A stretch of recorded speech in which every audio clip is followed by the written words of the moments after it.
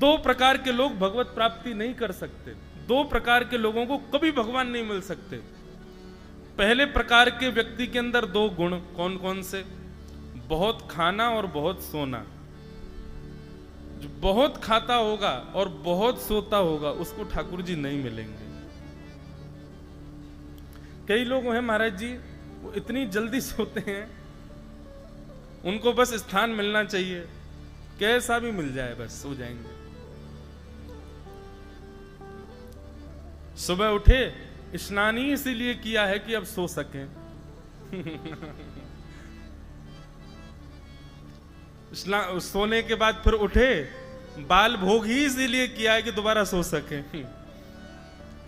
फिर उसके बाद फिर उठे, फिर भोजन ही इसीलिए किया है कि फिर सो सके।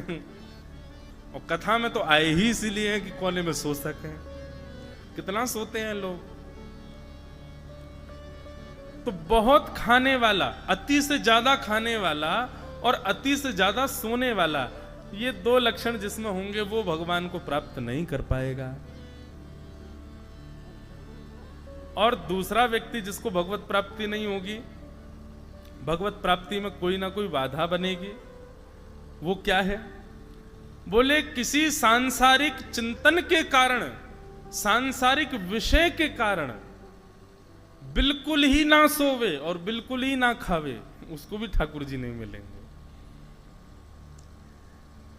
ये चार प्रकार के लोगों, चार लक्षण जिसमें हो, बहुत खाना, बहुत सोना और बिल्कुल ना खाना, बिल्कुल ना सोना, चार प्रकार के लोगों को ठाकुर जी नहीं मिलते। क्यों ऐसे भाव? हम तो अपने ब्रज के भाव से समझें। बहुत खाने वाले और बहुत सोने वाले से ठाकुर जी सोचेंगे, बहुत खाने वाले से सोचेंगे सब रोज यही खा जाएगा, मुंह को छोड़ेगा ही नहीं, यहां से काय को मिलूं मैं। बहुत सोने वाले से इसलिए नहीं मिलेंगे, बोले पूरे दिन सोते ही रहेगा तो याके पास जाऊं क्यों मैं। और बिल्कुल ना खाने वाला, बिल्कुल ना सोने वाला, उससे क्यों नहीं मिलेंगे? बोले बिल्कुल ना खाने वाला मतलब, बोले जो स्वयं नहीं खा रहा वो मुझे क्या खिलाएगा। और जो स्वयं ही नहीं सो रहा, तो खुद नहीं सोएगा तो मन लगाने के लिए मोह परेशान करेगा। इसलिए भैया मध्यस्थ रहो। तो मैं क्या बता रहा था? हाँ, तप यज्ञ। तो पहला द्रव्य यज्ञ, दूसरा तप यज्ञ। अपने शरीर को व्यवस्थाओं से विमुक्त करके भगवत आराधना करना, यह तप यज्ञ कहलाता है। फिर चौथा है योग यज्ञ। योग यज्ञ का अभिप्राय क्या है? योग का अर्थ वैसे शास्त्रों में मिलन को कहा गया, मिलना, समयोग, श्रेष्ठ योग, सत्संगियों से मिलना, वैष्णवों से मिलना, पुरुषों को प्रणाम करना, ये सब योग के अंतर्गत आता है। द्रव्य यज्ञ, तप यज्ञ, योग यज्ञ, और फिर चौथा आया स्वाध्याय यज्ञ। स्वाध्याय मतलब स्वयं अध्ययनम, स्वयं अध्ययन करो। गुरुदेव के द्वारा जो पढ़ाया गया उसी विषय का फिर स्वयं अध्ययन किया जाए, एकांत में बैठ करके, उसको स्वाध्याय यज्ञ कहते हैं। बंधुओं, द्रव्य यज्ञ, तप यज्ञ और योग यज्ञ से भी ऊंचा है स्वाध्याय यज्ञ। कई बच्चे बहाना बना देते हैं, पढ़ने ना पढ़ने के लिए वे लोग कथाओं में भाग जाते हैं और ना पढ़ने के लिए वे लोग मंदिर आदि और ये उत्सव आदियों में आ जाते हैं। नहीं, ऐसा नहीं करना है कभी भी। जब आप स्वाध्याय की स्थिति में हो तो उस समय आपका स्वाध्याय ही आपके सारे यज्ञों को पूर्ण करेगा। स्वाध्याय में प्रमाद करके, यदि उसका त्याग करके आप अन्य किसी साधन को यदि श्रेष्ठता प्रदान कर रहे हो तो ये गलत है। तो द्रव्य यज्ञ, तप यज्ञ, योग यज्ञ, स्वाध्याय यज्ञ, और सबसे बड़ा यज्ञ कौन सा है? ज्ञान यज्ञ, जो हम आप सब लोग कर रहे हैं। एक वक्ता बैठ करके सुंदर सदग्रंथ को सन्मुख रख करके आपको उसका भाव व्यक्त करे, इसको कहते हैं ज्ञान यज्ञ। और ये मैंने कहा ना, चारों मेरे हो रहे हैं यहाँ पे। 2 दिन हो गए, 2 दिन में अनुभव हो रहा है। द्रव्य यज्ञ भी हो रहा है, तप यज्ञ भी हो रहा है, योग यज्ञ भी हो रहा है, स्वाध्याय यज्ञ भी हो रहा है और ज्ञान यज्ञ भी हो रहा है। चारों यज्ञ हो रहे हैं। तब पूछा गया ज्ञान यज्ञ सबसे बड़ा यज्ञ है, तो फिर ज्ञान यज्ञ में भी सबसे बड़ा ज्ञान यज्ञ कौन सा है? तब कहते हैं सत्कर्म सूचको नूनम ज्ञान यज्ञ स्मृतो बुधैः श्रीमद् भागवतालाप सतु गीत सुकादि। श्री सुखदेव जी के द्वारा जो कथा सुनाई गई है परीक्षित जी को, ये सबसे बड़ा ज्ञान यज्ञ है। भागवत की कथा ये सबसे बड़ा ज्ञान यज्ञ। बंधुओं, सारम सारम समुद्वतम, सबका सार एक जगह यदि चाहिए हो तो श्रीमद् भागवत की कथा है।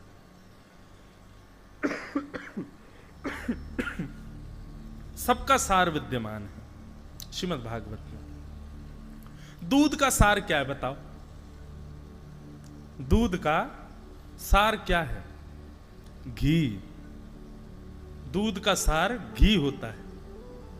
एक हाथ में दूध हो, दूसरे हाथ में घी हो, और आपको कह दिया जाए एक का त्याग करना है, किसका त्याग करोगे? दूध का त्याग कर दोगे, घी का त्याग नहीं करोगे, क्योंकि घी सार है, घी मूल्यवान है, घी श्रेष्ठ है। ठीक वैसे ही समस्त शास्त्र, समस्त वेद, पुराण, उपनिषद, जो भी हमारे शास्त्र आदि सब वर्णित हैं, सब श्रेष्ठ हैं, पर सबका सार विद्यमान है श्रीमद् भागवत। श्रीमद् भागवत सबका सार है, सब विद्यमान है, ये घी है।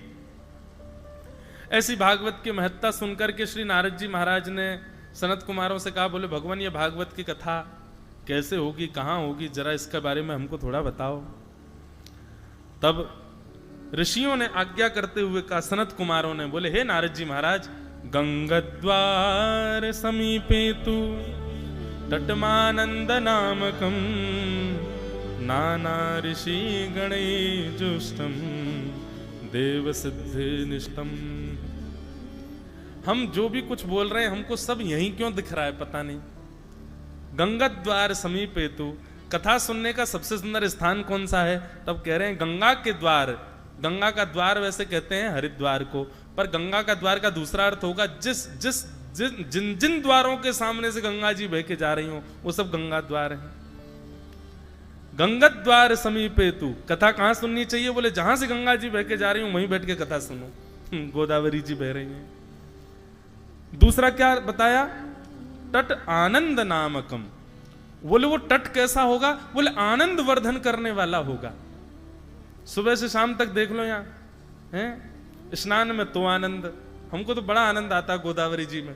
अब सब गुरुजन आदि स्नान करते हैं तो नियम से करते हैं, हमारा तो मन करता है तैरे में दूर तक, थोड़ी मछली बनिया में, गहराई नापिया में। अच्छा गंगा जी हैं भी बड़ी, ये सामने सिद्धि उतर के जो सामने है ना वहां कम जाना, वहां गहरा है बहुत ज्यादा। थोड़ा आगे जाना इधर की तरफ, वहां थोड़ा कम है। हाँ कहीं पता चली अभी 1-2 दिन में ही परिचय हुआ है आपका, कूद पड़े सीधे ऊपर से। तो कैसा तट जहां पर कथा होनी चाहिए? बोले जिस तट पर आनंद का वर्धन हो रहा हो। देखो यहां पर कैसा, स्नान में भी आनंद आ रहा है, जप में भी आनंद आ रहा है। महाराज जी हम अपने जीवन में पहली बार इतना बड़ा जप किया आज आपकी आज्ञा से, पहली बार। हम जब वब कहाँ, हम तो भैया कथा वथा कहते हैं, बढ़िया सुंदर अध्ययन करते हैं, गुरुजनों से स्वाध्याय मनन चिंतन करते हैं, जप में कहाँ। लेकिन महाराज जी ने आज्ञा करी उस अनुसार पहली बार इतना सुख मिला चित्त को। मानो एक ऐसा लगता है ना कि जब आप कहीं जाते हैं सफर पर तो एक माइलस्टोन बीच बीच में आता है, वो माइलस्टोन जब जब आपको दिखता है तब तब आपके चित्त को एक शांति मिलती है। अच्छा नासिक से बंबई जा रहे हैं, अब बंबई क्यों जाएं, हम त्र्यंबकेश्वर जाएंगे। हाँ नासिक से त्र्यंबकेश्वर जा रहे हैं, वैसे दूरी तो नहीं है, पर त्र्यंबकेश्वर जाने में अब जल्दी है, मंदिर बंद ना हो जाए, तभी एक माइलस्टोन आ जाता है कि कितना रह गया, 9 किलोमीटर। चित्त को शांति, 9 ही तो हैं बस, थोड़ा और आगे गए 5 किलोमीटर और सुख मिलता, बस अब तो पहुंचने ही वाले हैं, 2 किलोमीटर, फिर तो नाचने लगे, अरे बस अब तो पहुंच ही गए। ठीक वैसे ही बंधुओं जीवन में ऐसी योग्यताएं आना जैसी मेरे जीवन में अब आई है यहाँ दत्त धाम आके, ये एक प्रकार के भगवत प्राप्ति के सफर के, भक्ति पथ के सफर के माइलस्टोन है। और माइलस्टोन तो हमारा हर हफ्ते आता है, कथाएं हर हफ्ते होती हैं तो उसमें एक आता है, पर अब तक के माइलस्टोन ऐसे थे कि उनको देख के लग रहा था अभी तो दूरी है, अभी तो है, मतलब चल तो रहे हैं पथ पे लेकिन दूरी है। लेकिन ये अब पहला माइलस्टोन ऐसा आया है जिसको देख करके लग रहा है नहीं अब तो नेक ही रह गए ठाकुर जी, नेक 2 बिलांग दूर ही हैं बस, मुंहते मिल भी आ रहे हैं कछु देर में। यहां आकर के लग रहा है कि बस अब तो ठाकुर जी स्वीकार कर ही रहे हैं, बस उसी मार्ग पर हैं। तो कैसा तट होना चाहिए जहां कथा हो? बोले आनंद का वर्धन करने वाला। स्नान में भी सुख मिल रहा है, जप में भी सुख मिल रहा है, शयन में भी सुख मिल रहा है। उतनी नींद आ रही है जितनी आनी चाहिए, उससे अधिक नहीं आ रही है। शयन में भी सुख मिल, और भोजन की तो पूछो ही मत, कितना आनंद आता है। भोजन तो लाजवाब है, सब आनंद वर्धन करने वाला। उसके बाद कथा आनंद वर्धन करती है। तो गंगा द्वार होना चाहिए, आनंद वर्धन करने वाला तट होना चाहिए। और तीसरा वो भी यहां हो रहा है, क्या? नाना ऋषि गणै जुष्टै, नाना ऋषि गणै जुष्टम। अनेक ऋषि, अनेक विद्वज्जन, अनेक महत्पुरुष जन जहां एकजुट होकर के विराजमान हो गए हों। यहां कौन बैठा? यहां सामान्य लोग कम बैठे, यहां पर सब ऋषि महापुरुष ही बैठे हैं, यहां पर सब साधक ही बैठे हैं, यहां पर सब जापक ही बैठे हैं। एक प्रकार से ऐसा लग रहा है कि श्री सनत कुमार जिस स्थान की आज्ञा दे रहे हैं वो स्थान यही है, यही वो सुंदर स्थान है। तटमानंद नामकम देव सिद्ध निषेवितम। देवता भी जहां पर आकर के अविराजित हो गए हो, जहां साक्षात दत्तात्रेय विराज रहे हैं, जो देवताओं के भी गुरु हैं, कल्प गुरु हैं, ऐसे गुरु जहां विराज रहे हैं, तो निश्चित ही कथा होने वाले जो स्थान नियुक्त किए, वैसे तो जहां कथा हो जाए वहां ये अपने आप अवस्थित हो जाते हैं। कथा जहां होती है वहां ये अपने आप अवस्थित हो जाते हैं, पर यहां जहां पर ये पूर्ण पहले से ही अवस्थित हो, वहां कथा हो, उसका आनंद अलग होता है। इस प्रकार सनत कुमारों ने नारद जी से कहा, और नारद जी से कहा जाइए, ऐसा सुंदर स्थान कहाँ है? बोले बद्रीनाथ से थोड़ा नीचे जाओगे तो वही ऋषिकेश ही ऐसा सुंदर स्थान है। वहां पर सुंदर कथा की व्यवस्था की गई। व्यास के रूप में सनत कुमार पधारे। सनक सनंदन सनातन सनत कुमारों ने आकर के व्यासपीठ को सुशोभित किया। बड़े सुंदर ऋषि गण सब आकर के श्रोता बनकर के बैठ गए, कथा सुनाना प्रारंभ किया। अनेक बातें यहाँ पर कही गई। और हमारा तो महात्म्य 1 महीना चलेगा लग रहा है, ऐसा इतनी सुंदर सुंदर भाव हैं। उन सबको प्रणाम करें। सनत कुमारों ने बड़े सुंदर भाव कहे, 1-2 कह देते हैं। क्या कह रहे हैं? सनत कुमारों ने व्यास मंच पर विराजमान होकर के कहा,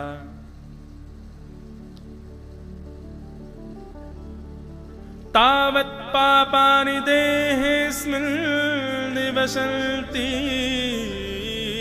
तपोधना यावन्न श्रूयते सम्यक् श्रीमद्भागवतं नरैः।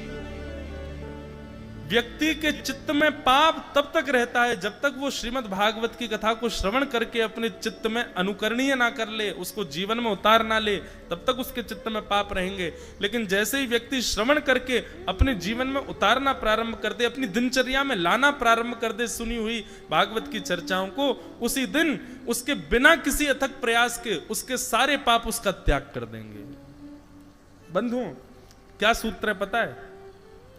कई लोग काम करते हैं, मेडिटेशन करते हैं, दुनिया भर के यत्न करते हैं, किसके लिए? अपने दुर्गुणों का त्याग करने के लिए। किसी के अंदर क्रोध बहुत है, किसी के अंदर लोभ है, किसी के अंदर ईर्ष्या है, आदि आदि जो भी दुर्गुण हैं।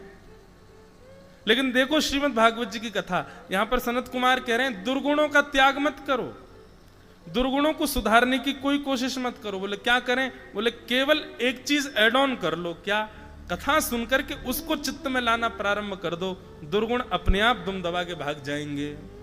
जैसे ही कथा चित्त में आने लग जाएगी, कथा आपके जीवन में परिलक्षित होने लग जाएगी, दुर्गुण आपका त्याग करेंगे, आपको उनको त्यागने की आवश्यकता नहीं है।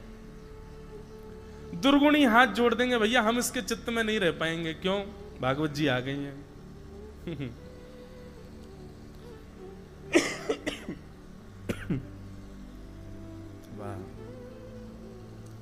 ऐसी भागवत की कथा। और एक जगह तो इतनी बड़ी बात कही है, ये नहीं कहेंगे तो हमको लगेगा कि हमने महात्मा को न्याय नहीं दिया। क्या कह रहे हैं? आजन्म मात्रमपियेन सठेन किंचित् चित्तम विधाय सुख शास्त्र कथा न पीता चांडालवच्च खरवद्वत तेन नीतम मिथ्या स्वजन्म जननी जन दुख भाजा। कह रहे हैं, बोले जन्म से लेकर के अपनी मृत्यु तक आजन्म मात्र मपियेन सठेन किंचित, किसी व्यक्ति ने यदि अपने संपूर्ण जीवन में जन्म से अंत तक चित्तम विधाय सुख शास्त्र कथा ना पीता, मन लगा करके सुख शास्त्र यानी कि श्रीमद् भागवत की कथा को नहीं सुना, सुना तो है लेकिन मन लगा के नहीं सुना। अगर किसी व्यक्ति ने संपूर्ण जीवन में कभी मन लगा करके श्रीमद् भागवत की कथा को नहीं सुना है तो ऐसा व्यक्ति कैसा है? बोले चांडाल वच्च खरवद्वत तेन नीतम, ऐसा व्यक्ति चांडाल प्रवृत्ति का है, चांडाल की योनि में आता है, चांडाल की गणना में आता है। और उसका जन्म किसके लिए हुआ? जैसे किसी का जन्म किसी का यश बढ़ाने के लिए, गौरव बढ़ाने के लिए, संपत्ति बढ़ाने के लिए। लेकिन ऐसा व्यक्ति जिसने जीवन में कभी श्रीमद् भागवत को चित्त लगा के नहीं सुना, ऐसे व्यक्ति का जन्म केवल एक कार्य के लिए हुआ है। किस कार्य के लिए? मिथ्या स्वजन्म जननी जन दुख भाजाम। जन्म देते समय और 9 महीने तक मां को जो प्रसव रखने में पीड़ा होती है, केवल और केवल एक मां को वो पीड़ा देने के लिए उस बालक का जन्म हुआ है, जिस बालक ने कभी जीवन में चित्त लगा करके भागवत की कथा को नहीं सुना। इतनी बड़ी बात भगवान के प्रथम अवतार सनत कुमार कह रहे हैं तो ये सामान्य बात नहीं है बंधु, ये सामान्य चर्चा नहीं है। एक प्रकार से ये इसको पाप भी कह दें तो ये पाप ही है कि आप कथा में भी आए लेकिन कथा मन लगा के नहीं सुनी, ये भी एक प्रकार का पाप ही है। इस प्रकार सनत कुमार प्रवचन कर रहे थे, कथाएं सब श्रोता बैठ करके सुन रहे थे, तभी वहां पर भक्ति महारानी अपने तरुण पुत्रों के साथ में वहां पर प्रकट हो गई। जो वृद्ध बालक थे अब वो तरुण हो गए, युवान हो गए।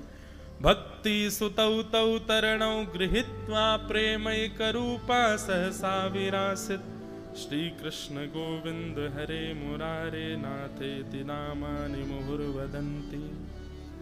श्री कृष्ण गोविंद हरे मुरारे नाथेति नामानि मुहुर्वदन्ति, इसका कीर्तन करते हुए भक्ति ज्ञान वैराग्य वहीं प्रकट हो गए। भक्ति के दोनों पुत्र ज्ञान और वैराग्य भागवत की कथा सुनते ही युवान हो गए। बोलो भक्ति महारानी की जय, श्रीमद् भागवत महापुराण की। तो उद्देश्य क्या होना चाहिए कथा सुनने का? हमारे ज्ञान का वर्धन हो। ज्ञान का वर्धन बंधुओं किस रूप में? ध्यान से सुनना। ज्ञान बढ़ने पर यदि अहम आ रहा है तो वो ज्ञान नहीं है। ज्ञान बढ़ने पर और दीनता आवे तो वो ज्ञान है।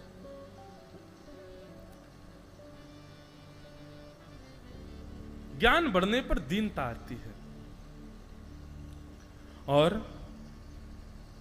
वैराग्य बढ़ने पर वस्तु सन्मुख होने के बाद भी चित्त विचलित नहीं होता उसके प्रति।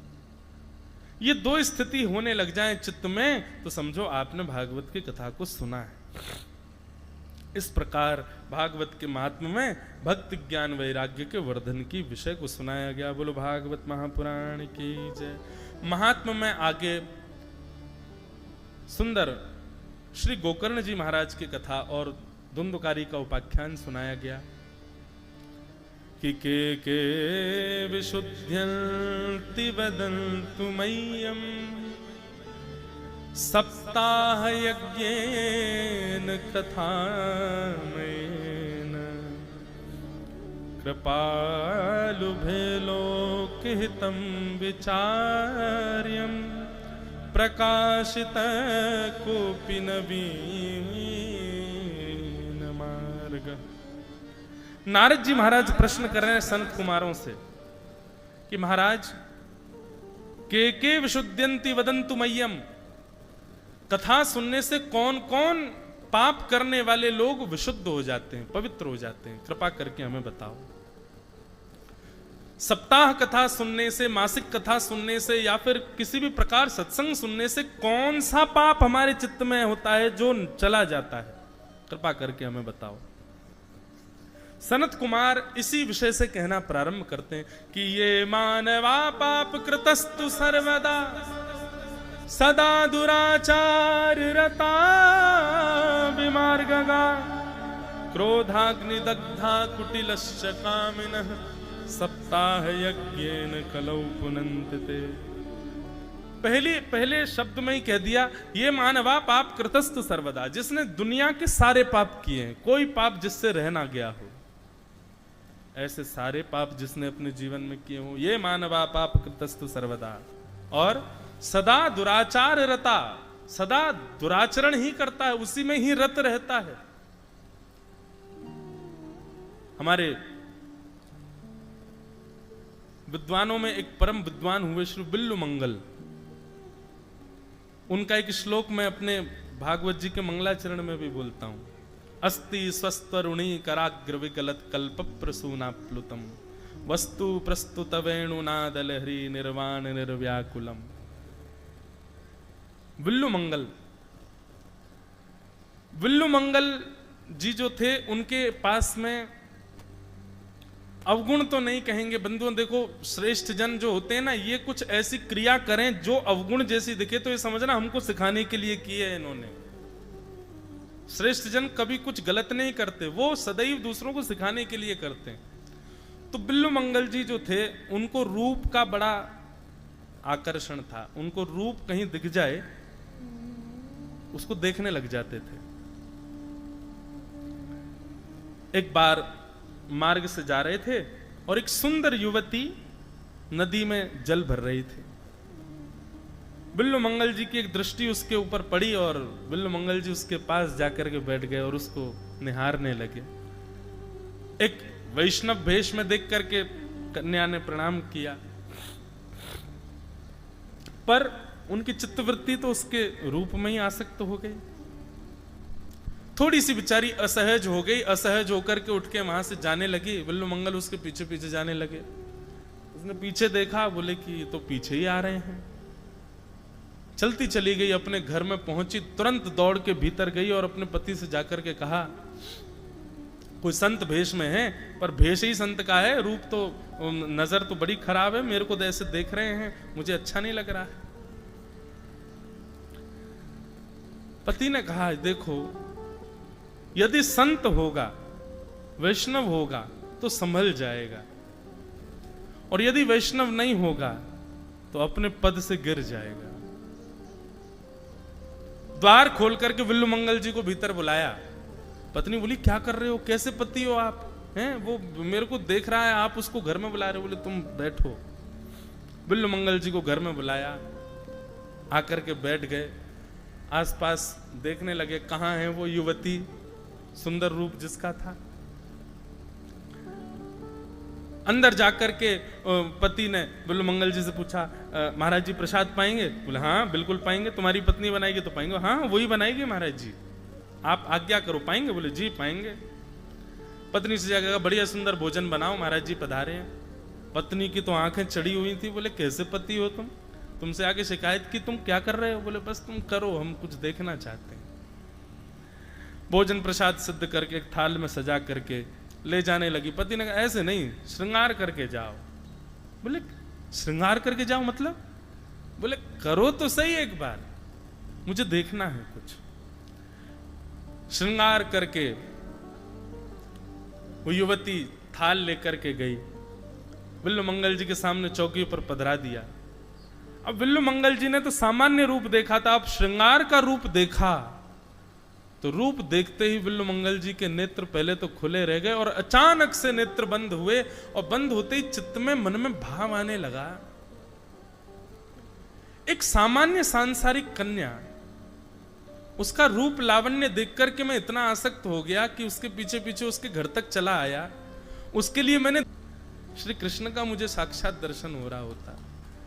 एक सामान्य स्वभाव चित्त में आया कि एक सामान्य संसारी व्यक्ति के लिए हम इतना कर देते हैं, इतने सब कुछ भावों का त्याग, इतने नियमों का त्याग कर लेते हैं।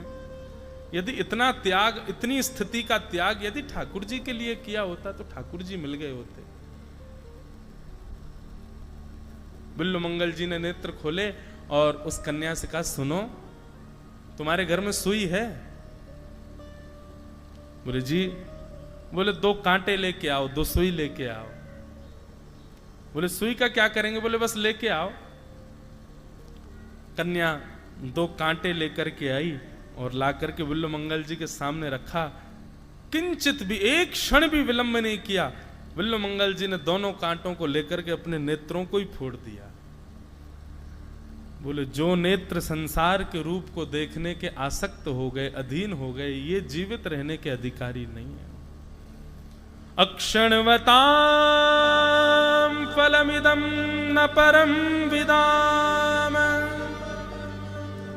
वेणुगीत के प्रथम श्लोक में गोपियां कहती हैं, हमको आंख मिली है तो इन आंखों को मिलने का साफल्य क्या है, इन आंखों को मिलने का लाभ क्या है। किसी ने आपको चांदी का लोटा दिया तो उस चांदी के लोटे का लाभ क्या, उसमें दूध पियो, उसमें अमरस पियो, उसमें जल पियो, उसमें साधन डाल के उसका उपयोग करो। किसी ने आपको सुंदर चांदी की थाली दी, उसमें प्रसाद पाओ। किसी ने आपको सुंदर गहना दिया, पहन करके गले में घूमो। वस्तु मिलने पर उसका उपयोग किया जाता है ना। नेत्र मिलने का हमने क्या उपयोग किया? हमने नेत्र मिलने का ऐसा उपयोग किया कि चांदी का कटोरा मिला, चांदी का पात्र मिला, हम उसमें मट्टी धर के बैठे हैं। ऐसा ही हमने और आप सबने इन नेत्रों के मिलने के बाद किया है। इन नेत्रों से केवल और केवल सांसारिक वस्तुओं का दर्शन किया है।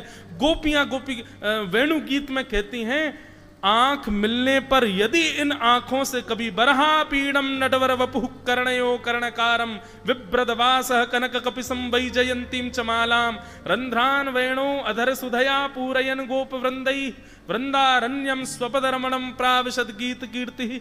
ऐसे श्याम सुंदर का यदि आपने दर्शन नहीं किया तो आपने नेत्र पाकर के भी उन नेत्रों का पूर्ण उपयोग नहीं किया है।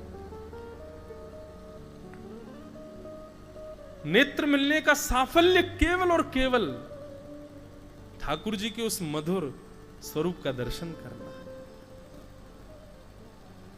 भीष्म पितामह अपनी स्तुति में कहते हैं, ललित गति विलास वल्गुहास प्रणय निरीक्षण कल्पितो रुमान कृतमनुकृतवत्य उन्मदान्धा प्रगति मगन किलयस्य गोपवध्व। पुष्पताग्रा छंद, भीष्म स्तुति।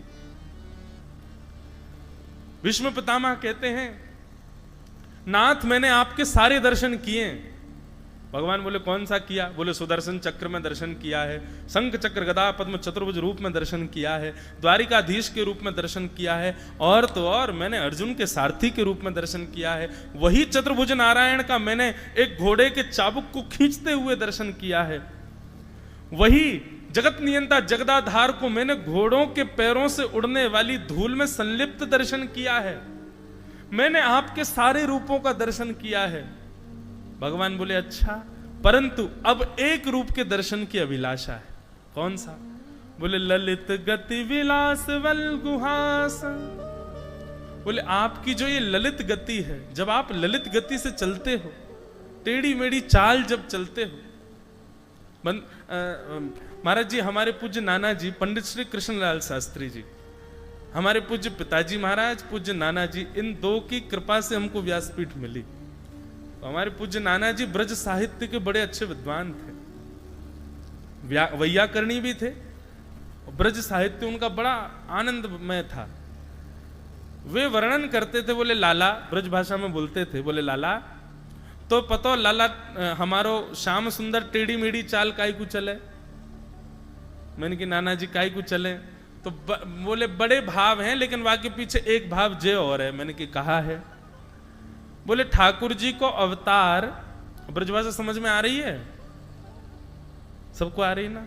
पर हमको मराठी नहीं आएगी तो कहीं हमसे मराठी मत बोलना। हमको तो ब्रजभाषा हिंदी आती। तो हमारे नाना जी बताते, बोले लाला टेढ़ी मेढ़ी चाल काई को चले हमारो कन्हैया। बोले ठाकुर जी का अवतार अनेक कारणों से होता है, पर उसमें एक कारण यह होता है कि लाला ठाकुर जी के दो पत्नी हैं, श्रीदेवी और भूदेवी। श्रीदेवी यानी लक्ष्मी, भूदेवी यानी पृथ्वी। ठाकुर जी पृथ्वी को सुख देने के लिए, पृथ्वी को मिलन करने के लिए ठाकुर जी अवतार धारण करते हैं। अब बोले श्याम सुंदर जब चलते हैं तब उनके आगे पीछे गैया चलती हैं, और गैया जब चलती हैं तो ऐसे ये आजकल जैसे रोड तो थे नहीं तब जब ठाकुर जी चलते, ठाकुर जी तो धूल में चलते थे। तो जब आगे पीछे गैया चलती थी तो गैयाओं के खुरों से पृथ्वी में गड्ढे हो जाते थे, और उन गड्ढान को जब ठाकुर जी देखते तो ठाकुर जी के चित्त में एक प्रेम उमड़ आता अपनी दूसरी पत्नी भूदेवी के प्रति, कि अरे देखो ये गैयान के खुरन सो पृथ्वी में गड्ढे है गए, या को पीड़ा है रही होगी। तो ठाकुर जी ने भूदेवी से पूछी कि अरे भूदेवी तेरी पीड़ा कैसे दूर होवेगी। तब भूदेवी ने कही कि ठाकुर जी पीड़ा तो कहां तक कहें, ये सब संसार के लोग मुंह पे चलें, पीड़ा तो मुंह को रहती रहे, अब तो मैं आदि है गई हूं। ठाकुर जी बोले नहीं नहीं, हमारो जन्म भयो, हम तेरी पीड़ा को निवारण करेंगे, तू बता तेरी पीड़ा कैसे दूर होगी। तब भूदेवी कहती है ठाकुर जी यदि आपके निरावृत चरणों का स्पर्श मेरे किसी भी इस प्रकार के सूक्ष्म भाव को प्राप्त होगा तो मेरी पीड़ा दूर हो जाएगी। इसीलिए वृंदावन में ठाकुर जी ने पादुका नहीं, पदत्राण धारण नहीं किए अपने चरणों में। अब ठाकुर जी जब चलते हैं तो नीचे दृष्टिपूतम निषेध पादम, अपनी दृष्टि से नीचे देखते हुए चलते हैं, और जहां जहां ठाकुर जी को गड्ढे दिखाई देते हैं वहां वहां ठाकुर जी चरण रखते हैं। अब एक गड्ढा यहाँ पे, दूसरा गड्ढा वहां है तो ठाकुर जी वहीं चलते हैं, तीसरा गड्ढा वहां तो वहां जाते हैं, चौथा। तो इस प्रकार ठाकुर जी चलते हैं। दूर से देखने वालों को दिखता है ललित गति विलास वल्गुहास। ठाकुर जी को नाम ही धर दियो बांके बिहारी। बांके मतलब टेढ़े मेढ़े बिहारी। वो टेढ़े मेढ़े है नहीं, भूदेवी को सुख देने के लिए टेढ़े मेढ़े हो रहे हैं। ये भाव हमारे पूज्य नाना जी सुनाते थे। तो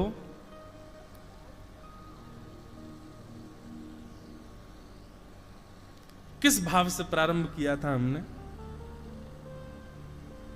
आंख मिलने पर, हाँ बिल्लु मंगल, तो बिल्लु मंगल ने अपने नेत्र फोड़ लिए दोनों।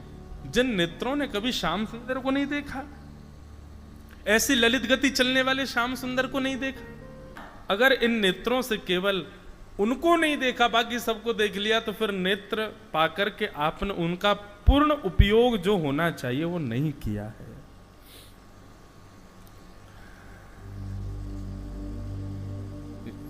तो ये विषय हमने प्रारंभ किया था। ये मानवा पाप कृतस्तु सर्वदा सदा दुराचार्य रता विमार्गगा क्रोधाग्नि दग्धा कुटिलश्च कामिनः सप्ताह यज्ञेन कलौ पुनन्तिते।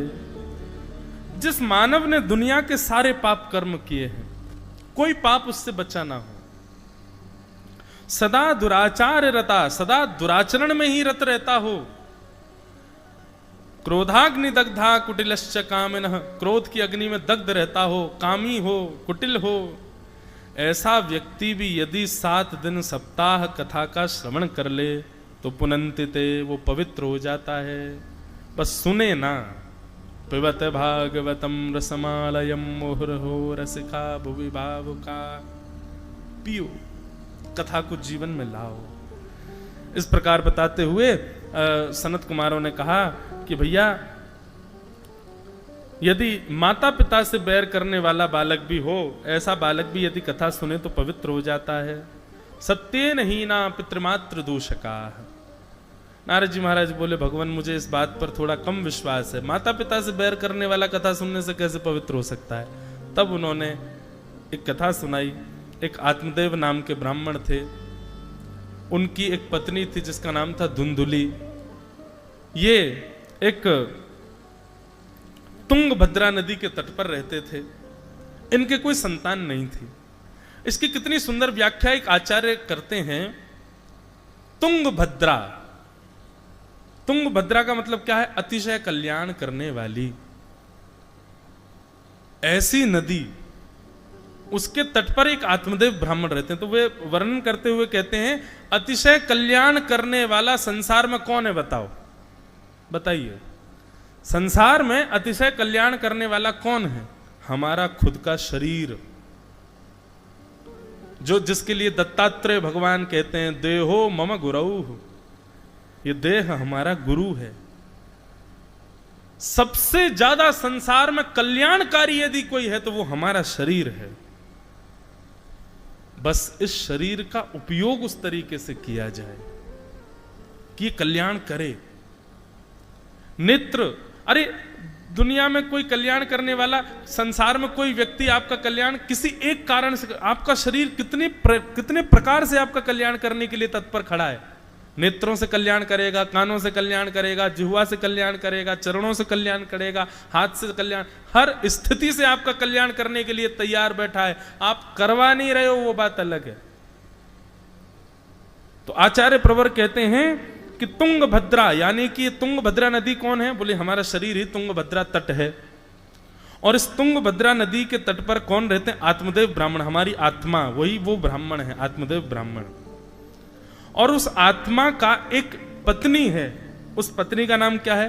बोले धुंधुली। ये धुंधुली कौन है? हमारी मति, ये हमारी पत्नी है। समझ रहे हैं बात को? बहुत ध्यान से सुनिएगा, बड़ा अच्छा विषय है। हम तो सोच रहे थे जल्दी पल्दी करके आगे निकले, अब अपने आप ही वो विषय ऐसा याद आया तो थोड़ा कह के बस चलते हैं। आज प्रथम स्कंद शुरू होगा। तो तुंगभद्रा यानी कि अतिशय कल्याण करने वाले शरीर में एक आत्मा रहती है जो कि आत्मदेव ब्राह्मण है। उसकी एक पत्नी है जिसका नाम धुंधुली है, यानी कि हमारी मति उसकी पत्नी है। और इस आत्मा के, आत्मदेव के पास में सब कुछ है पर संतान नहीं है। संतान क्या है? सुख। शरीर है कल्याण करने वाला, पत्नी है मति धुंधुली, आत्मदेव स्वयं आत्मा है, परंतु इसके पास संतान नहीं है। संतान यानी कि सुख। सब भाग रहे हैं उसी के लिए।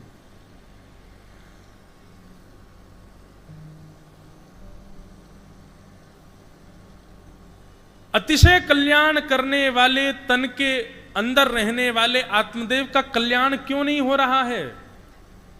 क्योंकि पत्नी धुंधुली है। धुंधुली यानी कि मति कैसी होती है? धुंधुली होती है।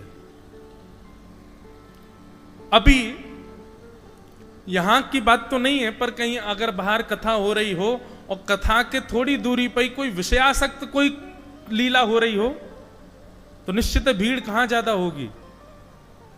विषयी क्रिया जहां ज्यादा हो रही होगी वहां ज्यादा भीड़ होगी। अब कथा में भीड़ बुलाने के लिए प्रचार करना पड़ता है, लेकिन बीच चौराहे पर 4 लोग लड़ने लग जाओ, 2 लोग लड़ने लग जाओ, भीड़ अपने आप आ जाएगी। बिन बुलाए आवेंगे पहचान नहीं है तो भी आ जाएंगे। सांसारिक विषय भोग की वस्तु जहां दिखती है हमारा मन अपने आप भाग जाता है वहां पर। अतिशय कल्याण करने वाला शरीर तो है हमारे पास में, लेकिन मति धुंधुली है। मति धुंधुली है। उसको कल्याण नहीं दिखता है। उसको लगता है ये शरीर मिला है, इसके अंदर 10 नौकर मिले हैं हमको, पंच ज्ञान इंद्रिय, पंच कर्म इंद्रिय। श्री डोंगरे जी महाराज अपनी कथा में कहते हैं इंद्रियां कौन है? हमारी नौकर हैं। पर हो क्या गया है? संसार के विषयों में आसक्त होते होते हम ऐसे हो गए हैं, हम नौकर बन गए हैं और ये 10 की 10 हमारी महारानी बन गई हैं। डोंगरे जी महाराज कहते हैं। तो धुंधुली क्या सोचती है? बोले कि कल्याण काय को करवाना है इस शरीर से, इससे तो भोग भोगो। नेत्रों से दर्शन क्या करने? नेत्रों से विषय देखो। कानों से कथा क्या सुननी? कानों से पुअड़ संगीत सुनो।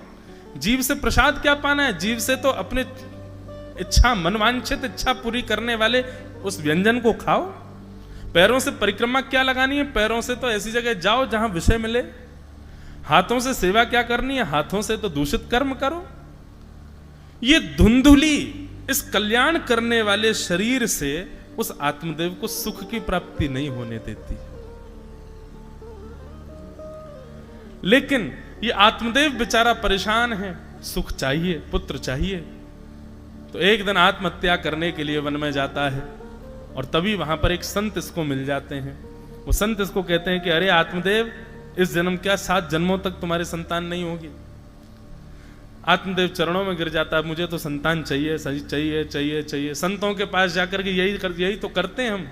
एक बार महाराज जी हाथ धर दो हमारे सिर पर। अब यहां तो चलो अपरश का भाव है, छूते नहीं एक दूसरे को। कई बार महाराज जी, कहीं की बुराई नहीं कर रहा हूं मैं, पर मध्य प्रदेश में कई क्षेत्र ऐसे हैं वहां कथा होती है तो लोग बाग प्रणाम करेंगे और तब तक झुके ही रहेंगे जब तक आप हाथ नहीं धर दो उनके ऊपर। अगर आपने बिना हाथ धरे निकल गए तो वो कहेंगे महाराज बड़ा बेकार है, आशीर्वाद ही नहीं दिया। आप दूर से अगर यूं ही कर दो तो इससे काम नहीं, हाथ धरो। और कई जगह तो ये है कि वहां ऐसे नहीं पीटा तो आशीर्वाद नहीं मानते, ऐसा भाव है लोगों के सब जगह, मुंडे मुंडे मतिर भिन्ना। तो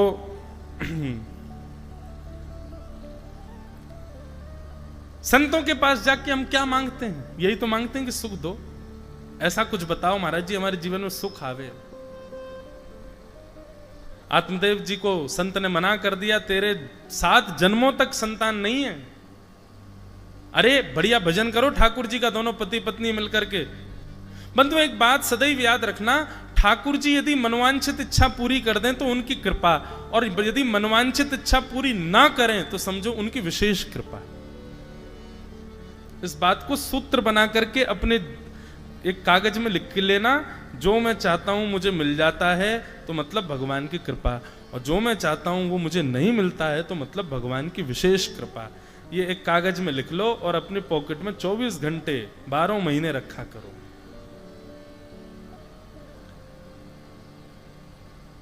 हितैषी व्यक्ति होता है ना, वो आपको उस वस्तु को भोगने से रोकेगा जो आपके लिए उचित नहीं है। और जिस व्यक्ति को आपके हित का भाव नहीं है, आप उससे कहोगे मुझे ये खाना है, मुझे ये पीना, वो कहेगा हाँ हाँ लो खाओ, लो पियो, खूब खाओ, खूब ठूस लो, भर लो अपने अंदर। लेकिन हितैषी व्यक्ति आपको रोकेगा, आपको डांट भी देगा, आपको फटकारेगा और पूर्ण प्रयास करेगा कि आप उस तरफ ना जाओ। ठाकुर जी हमारे हितैषी हैं, शुभ चिंतक हैं। कोई वस्तु मांगने पर यदि नहीं मिले तो समझो ठाकुर जी ने हित जान करके नहीं दी है, और चाहे मांगने पर मिल जाए तो समझो कि हाँ इसमें हित था इसीलिए प्राप्त हो गई। आत्मदेव जी को संतान नहीं थी, इस बात से वो बड़े विचलित थे। अरे ठाकुर जी का प्रसाद मान लो कि तुमको हम ज्यादा भार देना ही नहीं चाह रहे, अकेले पति पत्नी भजन करो, पर नहीं हमको तो भार चाहिए, हमको संतान चाहिए। आत्मदेव जी नहीं माने, तब उस संत ने अपने कमन झोली से एक फल दे दिया और कहा कि जाओ अपनी पत्नी को खिला देना। आत्मदेव जी ने आकर के पत्नी को फल खिला दिया। कुछ 1 वर्ष के नियम थे, वो नियम पालन करने को कहा, पर वो तो ठहरी धुंधली, उसने कुछ फल वल नहीं खाया। बांझ गैया को फल खिला दिया और स्वयं मायके चली गई। कह गई कि फल खाया है ना, अब आप तो अकेले हैं, मेरी सेवा कर नहीं पाएंगे, अब मैं मायके में रहूंगी, वहां मेरी बहनें मेरी सेवा करेंगी, जब बालक हो जाएगा तब आऊंगी। आत्मदेव जी बोले वाले ब्राह्मण भेज दिया पत्नी को।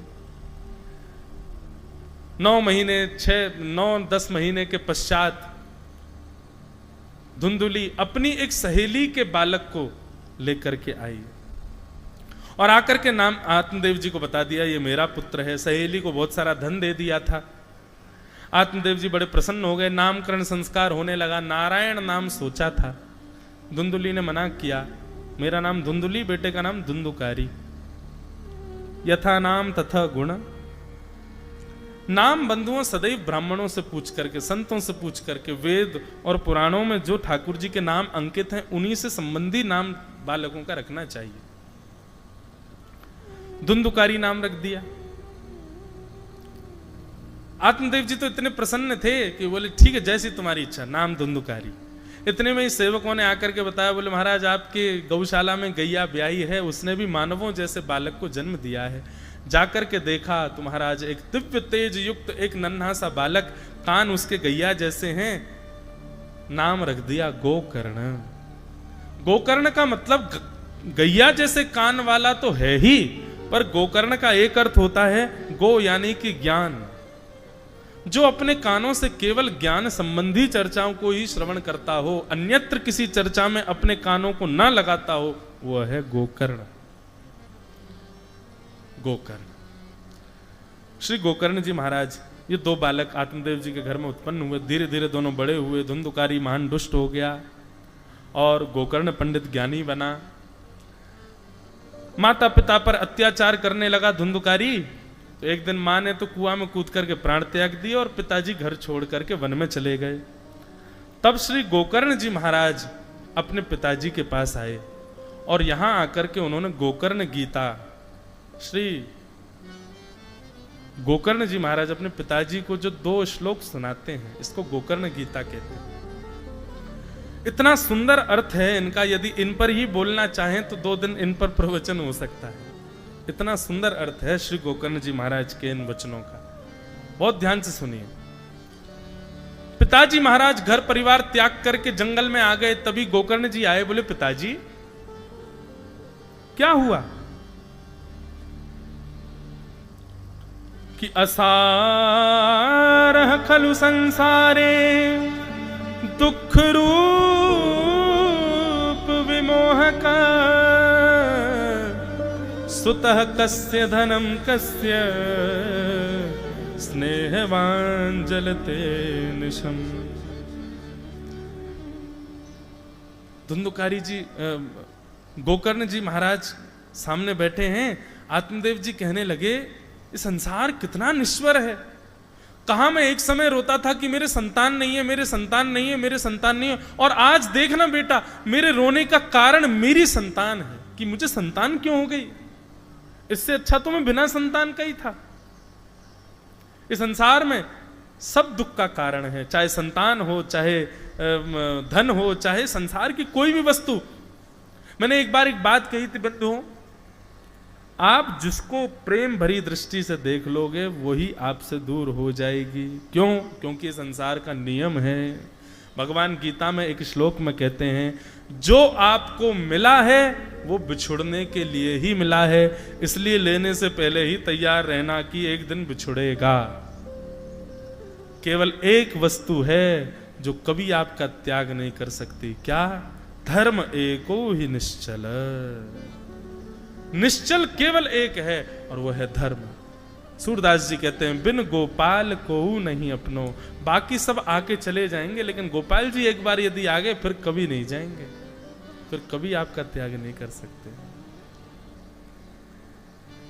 तो पिताजी की बात सुनकर के श्री गोकर्ण जी महाराज अब यहां पर ज्ञान उपदेश कर रहे हैं। बहुत ध्यान से, सावधानी से सुनिएगा, बहुत सुंदर बात है। श्रीमद् भागवत के महात्म का सबसे श्रेष्ठ श्लोक है ये। देहे स्थिमां सरुधिरे भिमतिं त्यजत्वं जाया सुतादिषु सदा ममतां विमुच पश्यानिशं जगदिदं क्षणभङ्गुनिष्ठम् वैराग्य राग रसिको भव भक्तिनिष्ठः धर्म भजस्व सततं त्यज लोक धर्मान् सेवस्य साधु पुरुषां जहि काम तृष्णाम् अन्यस्य दोष गुण चिंतनमाशु मुक्त्वा सेवा कथा रसमहो नितरां पिबत्वम्। पिताजी, देहे स्थिमां सुरुधिरे भिमतिं त्यजत्वम् अभिमतिं त्यजत्वम्। पिताजी, आपने अभी अभी कहा, असार खलु संसारे दुख रूप विमोह का सुतः कस्य धनम कस्य। पिताजी, संसार में दुख के कारण पुत्र, धन, पत्नी ये सब नहीं है। तो दुख के केवल 2 कारण हैं। क्या?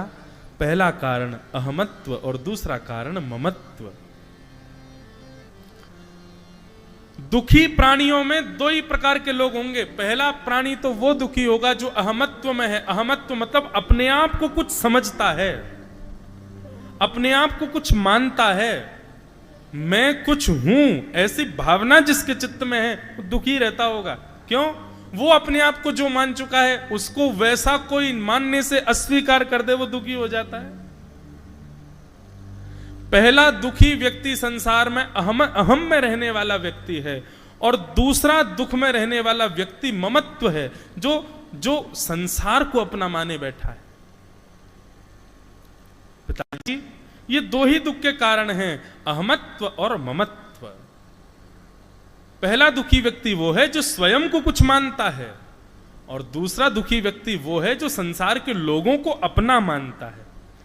ये 2 ही लोग दुखी हैं। कितना सुंदर सूत्र श्री गोकर्ण जी महाराज दे रहे हैं।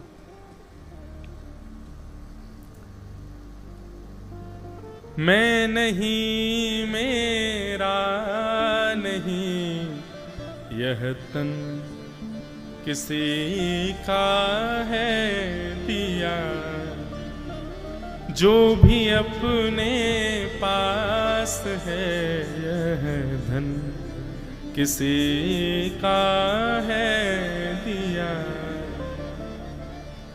अभिमान उस वस्तु का करना चाहिए जो आपके वश में हो, पर जो आपके वश में नहीं है उसका अहम क्यों? इस शरीर का अहम करने वाले लोग आज आज्ञा कर दो अपने शरीर को, क्या भाई बहुत हो गया, अब तू इतना ही रहना, इससे ज्यादा वृद्ध मत होना, अब तू यहीं डट जा, यहीं रुक जा, इससे अतिरिक्त तेरी आयु बढ़नी नहीं चाहिए। देख लेना 4-5 साल में यदि जैसे हो वैसे ही रहे आओ तो समझ जाना शरीर आपका। मेरा मतलब आपकी पर्सनैलिटी से नहीं है कि आप अपने तन को कहो कि देखो महाराज 4 साल पहले जैसा था वैसा अभी भी है, योग में इतनी ताकत है वो वैसा ही रहने देगा। पर कई बार समय बढ़ने पर बुद्धि विकृत होती है, विचारधाराएं विकृत होती हैं। केवल हमारा तन बड़ा नहीं होता, बहुत कुछ भीतर से हमारी विचारधाराओं में और बुद्धि में भी विक्रय होता है। तन यदि आपके वश में है तो आज ही इसको आज्ञा करिए कि तू यहीं रहे, तू ऐसा ही रहे। बुखार आने पर दवाई मत लेना, ए तन तू मेरा है ना, तू मेरी आज्ञा मानेगा ना, मैंने तुझको दाल चावल खिलाया, आज तो श्रीखंड भी खिलाया तुझको, किस किसने खाया? सबने पाया। खूब आनंद हो रहा है महाराज, चकाचक हमारे ब्रज में ऐसे कहें चकाचक घुटवाए रहो बाबा सबन को आनंद कराए रहे। तो तन से कह दो भैया तेरे को खूब खिलाते हैं पिलाते हैं सब आनंद कराते हैं, तू इतनी बात तो हमारी मान ले, क्या तू वृद्ध मत होना। सुन ये तू बार बार बीमार मत हुआ कर, बुखार आदि चढ़ जाता है, क्यों चढ़ा लेता है बुखार को, चल उतार इसको। तन मानेगा आपकी बात? नहीं मानेगा। जो आपके वश में ही नहीं है उसका अभिमान क्यों करते हो फिर?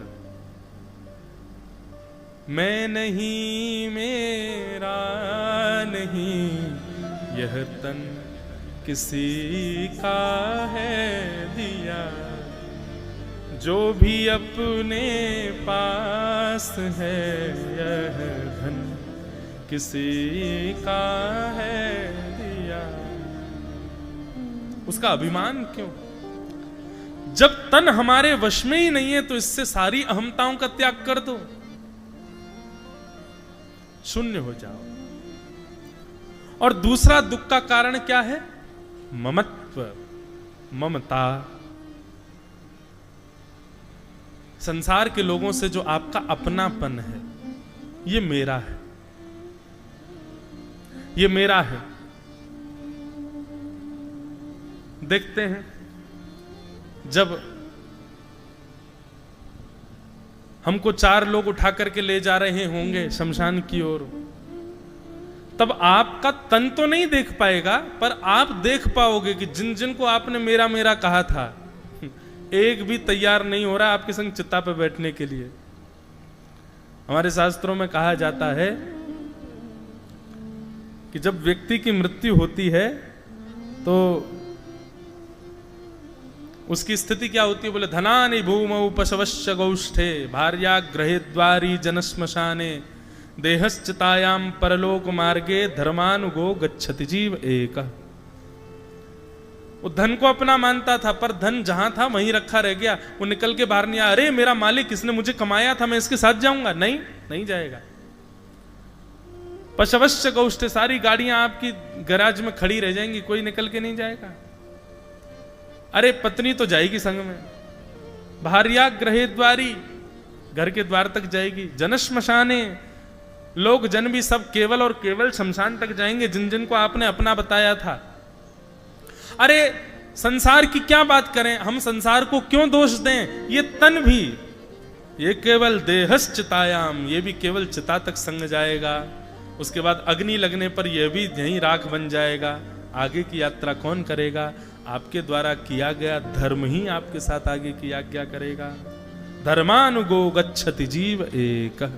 कथा सुन रहे हो 1 महीने की, यहाँ 1 महीने की कथा सुनने में जो आपसे धर्म बनेगा, जो आपसे पुण्य बनेगा, जो आपका भजन बनेगा, अंतिम क्षण में सब आपका त्याग कर चुके होंगे, लेकिन यहां सुनी गई कथा का भजन आपके संग जाएगा आगे की यात्रा पर। धर्मान गो गच्छति जीव एक, यहां किया गया गोदावरी जी में स्नान, ये स्नान से मिलने वाला जो पुण्य धर्म है वो जाएगा आगे। धर्म ही आपके गले में गलवैयां डालेगा और कहेगा बेटा निराश मत हो। बोले अरे इसको मैंने अपना माना था, 5 लाख रुपए उधार दिए, कभी मांगे नहीं, और देखो ये शमशान में मुझे ऐसी निष्ठुर लकड़ियों पे लिटा रहा है। बोले अभी घी भी डालेगा तेरे ऊपर, और देख वो तेरा बेटा पीछे खड़ा है लेकर के डंडा, क्या कपाल क्रिया करेगा, सिर फोड़ के उसमें घी डालेगा ताकि अच्छे से जल जाए। ये सब संसार के लोग हैं। किनको अपना माना था आपने?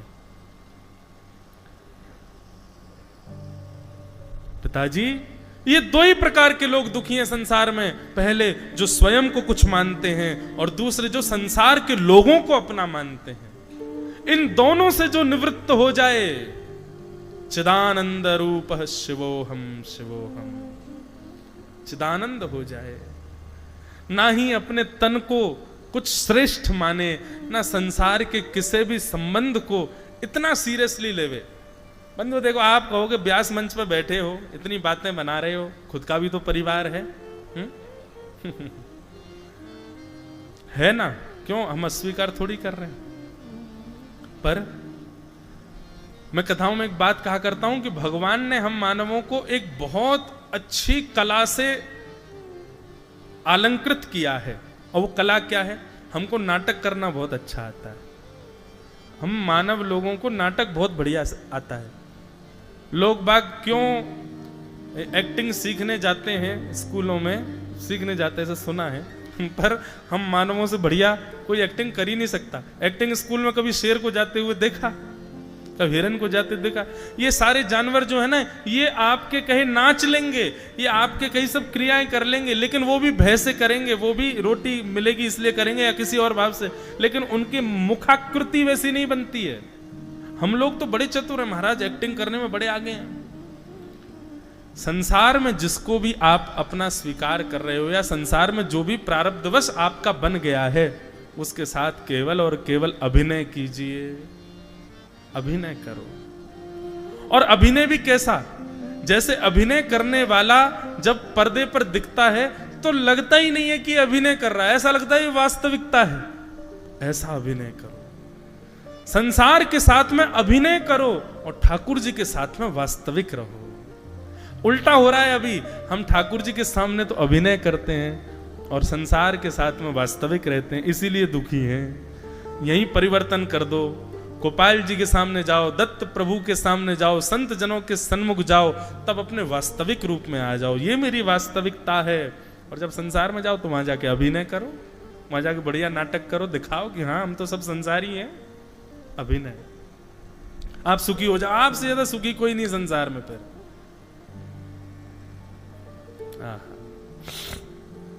तो जाया सुता दिशु सदा ममतां विमुंच पश्यानि सम जगदिदं क्षणभंगुनिष्ठं वैराग्य राग रसिको भव भक्ति निष्ठा। पिताजी, इस प्रकार इन दोनों का त्याग करो, अहमत्व और ममत्व। यही संकल्प लीजिए, कथा से इसका त्याग करना है। अहमत्व, हम कुछ हैं, ये भाव ही नहीं आवे चित्त में, और संसार का कोई व्यक्ति मेरा कुछ है, ये भाव भी ना आवे, चित्त में ना आवे, व्यवहार में तो आवे। धर्म को भजो, त्यजलोक धर्मान, सेवस्य साधु पुरुषाम, जहि काम तृष्णाम, काम तृष्णा से रहित होकर के साधु पुरुषों की सेवा करो। और सबसे बड़ी बात, ये अहमत्व और ममत्व को हमारे भीतर जीवित जो रखता है, इनका भोजन कौन है? अहमत्व और ममत्व का। कितनी सुंदर बात है। अन्यस्य दोष गुण चिंतन माशु मुक्त्वा, दूसरों में दोष और गुण देखना, ये दोष और गुण देखने की प्रवृत्ति ही हमारे चित्त में अहमत्व और ममत्व को जीवित रखती है। तो एक तरीका ये भी है, यदि आप दोष और गुण देखना बंद कर दोगे तो अन्न नहीं मिलेगा, और जब राशन ही नहीं मिलेगा तो भूखे प्यासे बेचारे अहमत्व और ममत्व दोनों मर जाएंगे, दोनों नष्ट हो जाएंगे। तो अहमत्व और ममत्व का भोजन क्या है? बोले दूसरों में दोष और गुण देखना। अन्यस्य दोष गुण चिंतन मासु मुक्त्वा, उससे मुक्त होइए। कैसे मुक्त होंगे? बोले सेवा कथा रसमहो नितराम पिबत्वम। ठाकुर जी की कथा को सुनो, साधु पुरुषों की सेवा करो और निरंतर करते रहो। इसी प्रभाव से ही धीरे धीरे अपने आप आपका अहमत्व और ममत्व दोनों समाप्त हो जाएंगे। बोलो वृंदावन बिहारी लाल की। श्री गोकर्ण जी महाराज जी का इतना सुंदर ये वक्तव्य भागवत के महात्म में। उसके बाद बंधुओं फिर कथा आती है कि आत्मदेव जी ने भी भगवत धाम को प्रस्थान किया। वहां पर वैश्याओं को लेकर के धुंधुकारी आ गया, वैश्याओं ने उसको मार दिया। अपने दुष्कर्मों के परिणाम से वो एक प्रेत बन गया।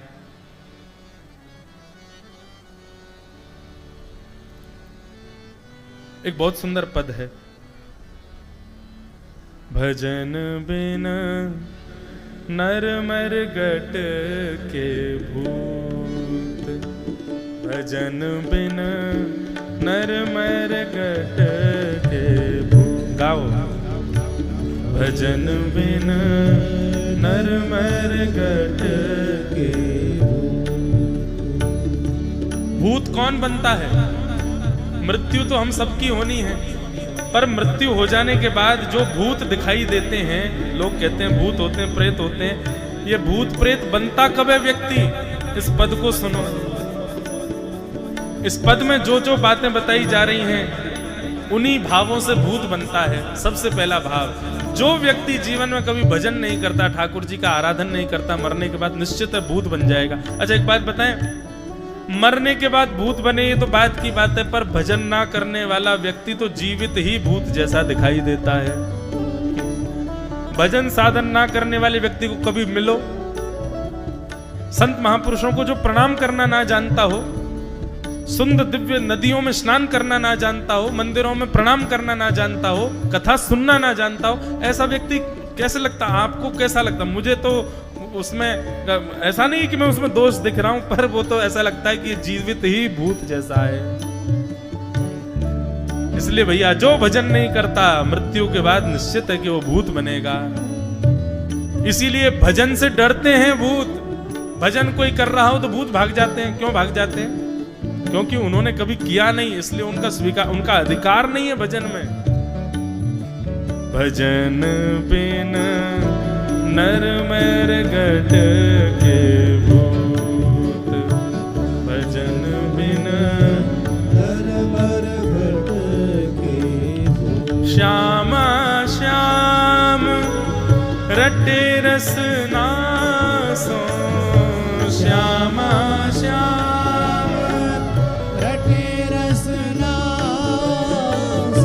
श्यामा श्याम रटे रटनासो, श्यामा श्याम रटे रसनासो। तिनको जान सबूत, तिनको जान सबूत। भजन बिन नर मर गट के भूत, भजन बिन नर मर गट के भूत, भजन बिन नर मर गट के भूत, भजन बिन नर मर गट के भूत।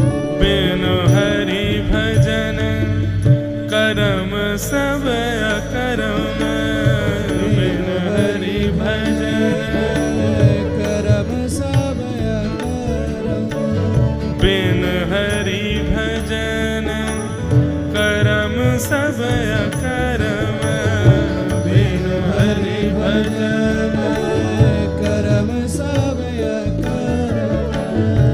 आठों गांठ कपूर,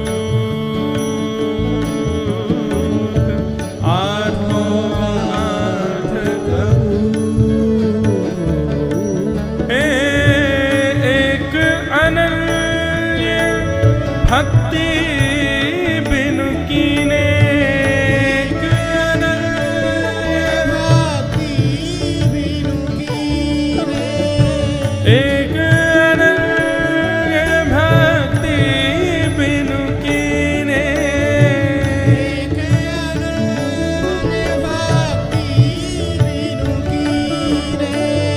दृग करनी कर तू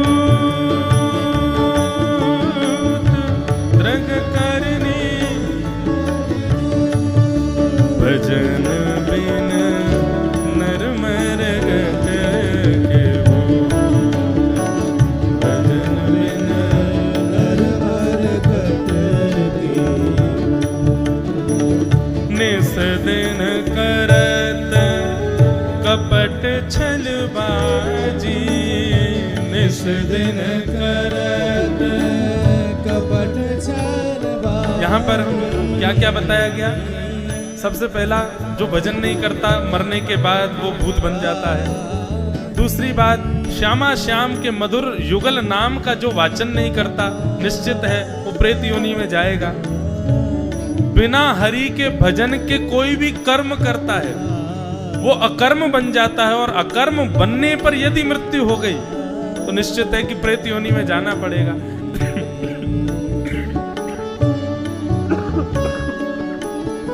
इसलिए प्रत्येक कर्म को भजन के संयुक्त होकर के करो, चाहे वो सांसारिक कर्म ही क्यों ना हो।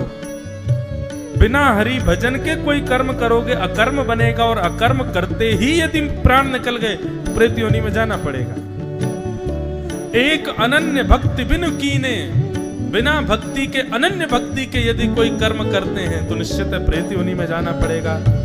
और क्या कह रहे हैं?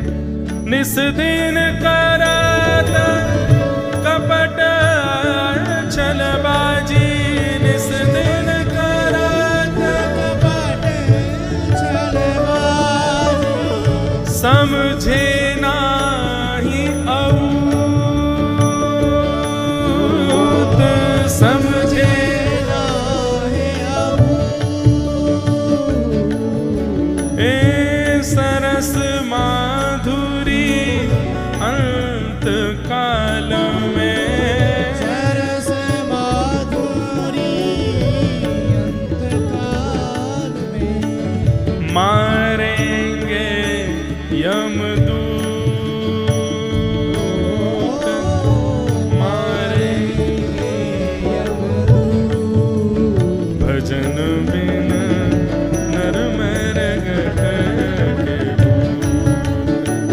भजन बिन नर मर गट के भजन बिन नर मर गट के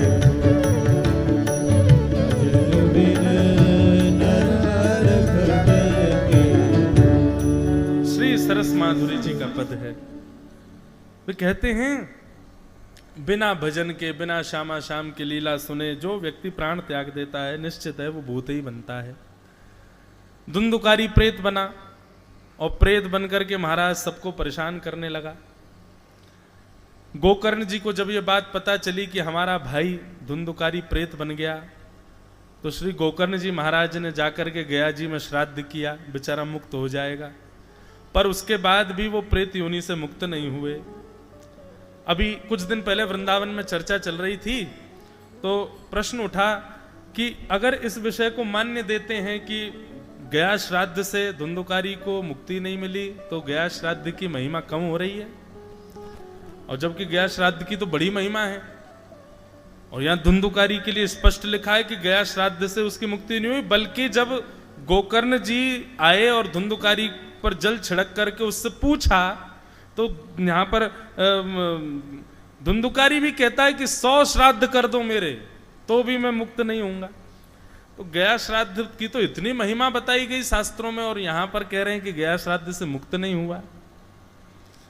क्यों मुक्त नहीं हुआ? बोले क्योंकि श्री गोकर्ण जी महाराज गया जी में श्राद्ध कर रहे थे तो जिस गोत्र का उच्चारण कर रहे थे उस गोत्र का वो था ही नहीं, वो तो किसी और का पुत्र था, और किसी अन्यत्र का पुत्र होने की वजह से उसका गोत्र अलग था। गोत्र विलग होने की वजह से वो अपने भूत योनि से मुक्त नहीं हो रहा था बेचारा। अब यहां महिमा भागवत जी की ऐसी नहीं है कि गया श्राद्ध से जो मुक्त नहीं हुआ वो भागवत जी से मुक्त हो गया, बल्कि महिमा इस प्रकार है जिसका गोत्र भी भूल गए हैं ऐसा व्यक्ति भी यदि प्रेत योनि में है उसके लिए श्रीमद् भागवत की कथा यदि करा दी जाए तो वो अपने प्रेत योनि से मुक्त हो जाएगा, उसका गोत्र ना हो तो भी। सूर्य नारायण भगवान ने आज्ञा करते हुए कहा, श्रीमद् भागवतान मुक्ति सप्ताहम वाचनम कुरु इति सूर्यवचः सर्वै धर्म रूपम तु विश्वतम। श्रीमद् भागवत की कथा श्री गोकर्ण जी महाराज ने की और कथा 7 दिन की जैसे ही पूरी हुई, सप्ताह कथा पूर्ण होते ही महाराज धुंधुकारी दिव्य रूप में प्रकट हो गया, हरि रूप प्राप्त हो गया, चतुर्भुज रूप मिल गए उसको। प्रणाम करते हुए जैसे ही विमान में बैठ करके जाने लगा, गोकर्ण जी महाराज ने हरि दूतों से पूछा कि भैया कथा तो सबने सुनी, आप इन्हीं को ही क्यों ले जा रहे हो? तब हरि दासों ने कहा है, श्रवणस्य विभेदेन फलभेदोत्र संस्थितः श्रवणम तु कृतम सर्वै न तथा मननम कृतम। श्रवण भेद की वजह से ऐसा हुआ है। सब लोगों ने सुना तो है पर मनन नहीं किया है। धुंधुकारी कोने में बैठ करके प्रेत योनि में सुन भी रहा था, मनन भी कर रहा था, इसलिए उसके लिए विमान आया।